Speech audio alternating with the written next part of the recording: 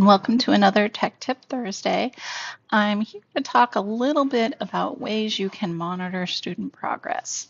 So when you log on, if you want to look at students, your best bet is to go to this Students tab. Anyone who has an account, you may have an instructor view only account, should still have this Students tab.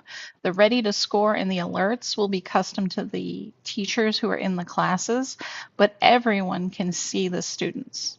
And I want you to notice that here we have a little legend. So we can see that East demo student right now is logged on. I can actually force them to log off. So I can click on them. I can see what they're working on. I can see any alerts. And eventually we're going to have the contacts in here. Of course, we don't yet. I could also reset the password, send a quick message, view the credits they've earned, and I can view all the assignments. So if I click on that, I'm going to get all of their classes and their progress in them. And of course, most of our students will not have this many classes, right? So all of that is here. Now, one thing that you can do, because right now I only have 19 students, so it's not very overwhelming, but you can come over here and filter. So if I filter by Frederick Douglass, Maine, I have no students because there aren't any in there yet, right? So probably everyone is in the training. So if I go to training, there are my demo students. And I could even filter by class. So let's say that I'm the math teacher and I want everyone who is in algebra semester 1A. I can do that. I can also go to test class and my groups, and now I have none of those people. Now, when I went down to my groups, it reset these, notice.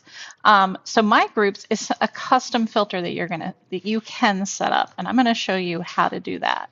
So if I go to manage groups, you can come right here and you can create a group. So if you were a CTE teacher, let's say that you teach business students. And then you could take and add students to this group. So once I create the group, I can come down here and add students to the group. Notice I have it filtered, so I don't have all the students to add, but I can add the students to the group here. Right? Nice and easy. I can close this, and now my group is available here. My business students. Right?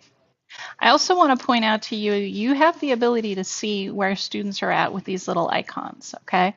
So these icons up here are going to show you if a student is currently online, so neither of these students are currently online.